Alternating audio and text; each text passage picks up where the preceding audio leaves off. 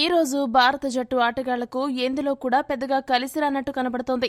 ఇప్పటికే ఆస్ట్రేలియా గడ్డపై ఆస్ట్రేలియా చేతిలో భారత జట్టు 4 వికెట్ల తేడాతో ఓడిపోయిన విషయం తెలిసిందే.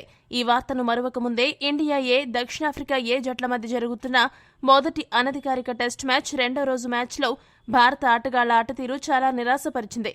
పంత్ కెప్టెన్సీలో ఆడుతున్న ఇండియా ఏ జట్టు ఆటగాళ్లు రెండవ రోజు దక్షిణాఫ్రికా దెబ్బకు పూర్తిగా తేలిపోయారు.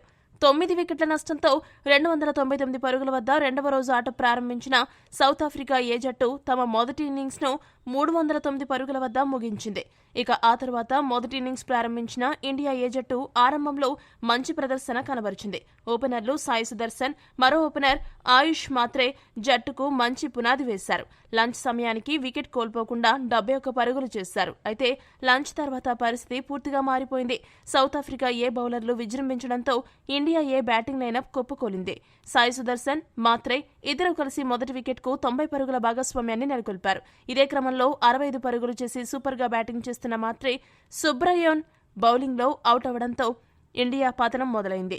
పడిక్కల్ 6 పరుగులకు, సాయి సుదర్శన్ 32 పరుగులకు, పాటీదార్ 19 పరుగులకు పెవిలియన్కు చేరారు.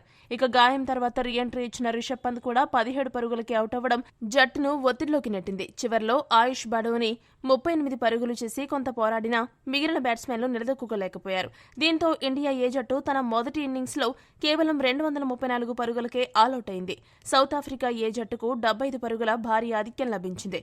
భారత బ్యాటర్లలో సాయి సుదర్శన్, మాత్రే, బదోని మినహా మిగతా ఏ బ్యాటర్లు కనీసం 20 పరుగుల మార్కును కూడా అందుకోలేక చతికిలపడ్డారు. దీంతో ఇండియా ఊహించని విధంగా ఆలౌట్ అయింది. తొలి ఇన్నింగ్స్లో 75 పరుగుల ఆధిక్యం లభించడంతో సౌత్ ఆఫ్రికా ఏ తమ రెండో ఇన్నింగ్స్ను ప్రారంభించింది.